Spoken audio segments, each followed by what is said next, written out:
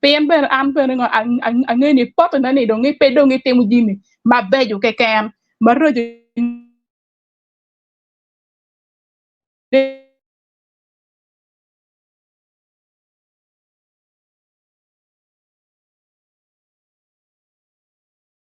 ben we tie ma be ne ben we tie eto pengo ibin yuwere kagot.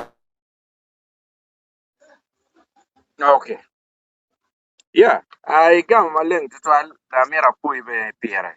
Ingo, Eh, we network ngole. yeah, Mm. yeah, network Mm. ngole parata ma loki para ya gikene tutuale unye maleng tutual ama ini tuan Yes. tiga tiere wachini ngat ma bibiano katier loke utiefa maleng pel betka nara wa no kare.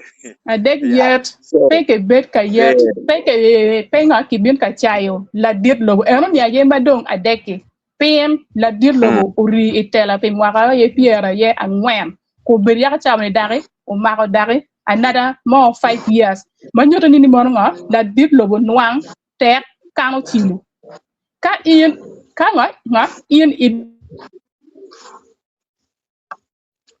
well, network tiga yellow Janet tutual. Uye weka wach man pien ana bikelo en na bidigo en ka kany kun no amiti en otiet kama leng pien tikil la piny moker ma ana mira piny ena yeni ngoma be ma endo noma be tutual ki chwako pati ma en te chwak neni so uye weka jole en ka kany kong. Yeah, aramiro akwa kisa bot luak mano gitika winya so pero uberu achiel i network uberu ka yelo wa that's why pedong watiero giango mano watika timo nene but no awinj no wie kita no kiti penya no kene ne am ma chako chwako party NRM wachoni an atika tich bere matek pi party NRM gwak ti gino mama gwak ati gwak anungne gwak mabe I party ang'e no la penyi no tika bino kaman ka pidare a mistaking yeah amiero ni a bit very honest ki joma gibi beru ka winya an achako chwako NRM since my childhood but an pa no wa t-shirt yellow ma ke bolu I dog mutakani an pa no I kom teach matek ma atika preaching the goodness of our mighty party NRM food pan no gi mo kekene iye wakono tiene mi yoga wakono tiene mi no sab wakono tiene mi PTM an pa no gi mo kekene iye but atika chwako gamente matek pe mama kita wuchu keni anamaro latit logo that's why pebe dong atika tawani konki mia gi mo ka wek dong abi chwak dong latit logo angeyo dano mapol magien kagubinu kaya chwako gamente no be konki chulgi kagu chak lok pe gamente eto ana pere ikin jon enoni futpa no gi moke ken I party kidong loka mar yo ma anda mirinda waje the challenges I'm going through party makilwone NRM ma chiel atika no pero mi lep tika romo kuma total ki yero an ki dore wa ki wala dit logo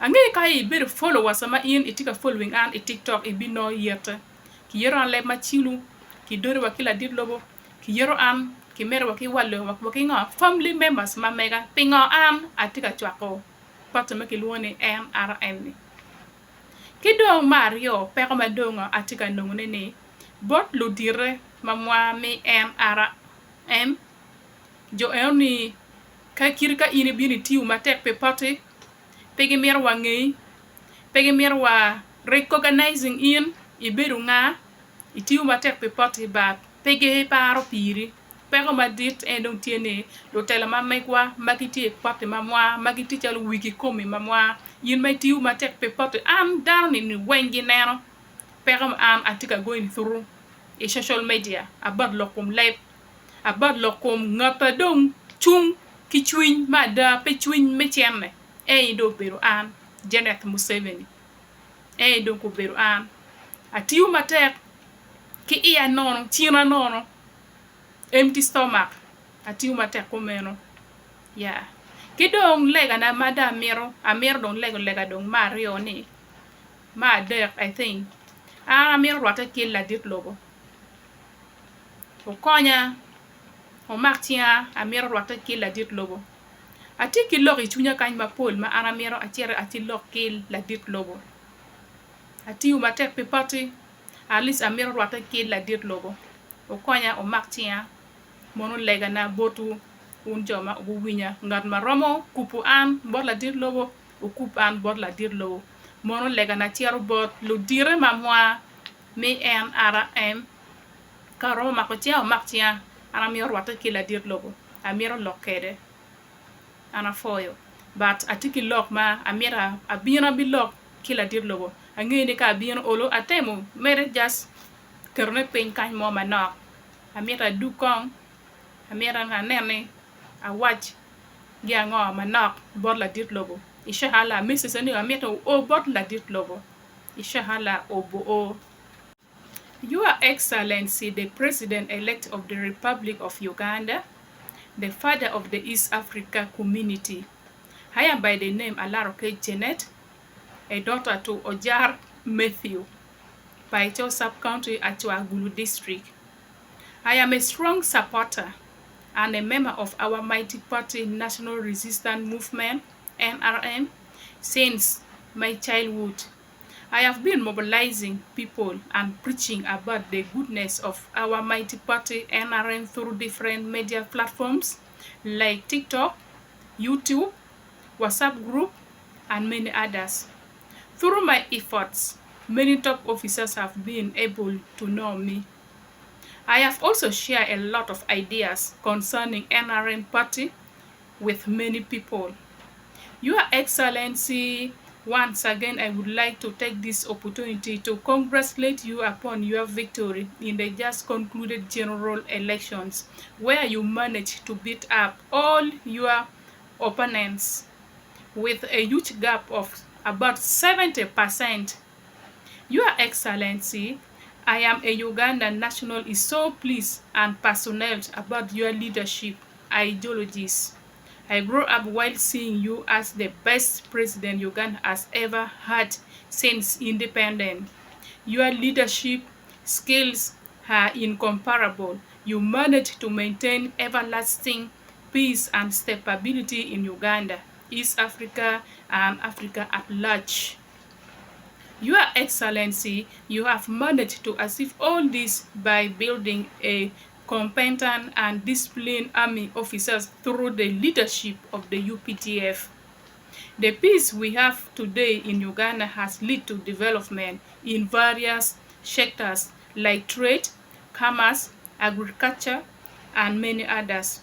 No development takes place in a country that has political instability. I really thank you so much, our dear President, His Excellency Yoweri Kaguta Museveni, for stabilization our beautiful country, Uganda, the Pearl of Africa. You are a true definition of a revolutionary leader. You have also stabilized other African countries like South Sudan, Somalia, Congo, and among others by sending our UPDF to those countries, and that is why I call you the father of East Africa. Your Excellency, I am requesting for a peaceful stomach for the poor Ugandan since there is already external peace. Your Excellency, I have one concern of which I am requesting you to draw your attention about it. That is, Mr. President, may you please provide more opportunities for the household economic growth, because majority of the Ugandans are still struggling and suffering too much with poverty.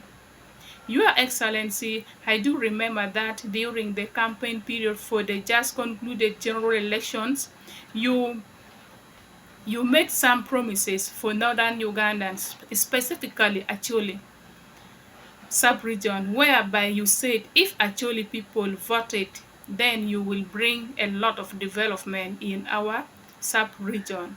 Your Excellency, the people of Acholi voted you massively this time round, whereby you score almost 90% of the votes coastal from our sub-region.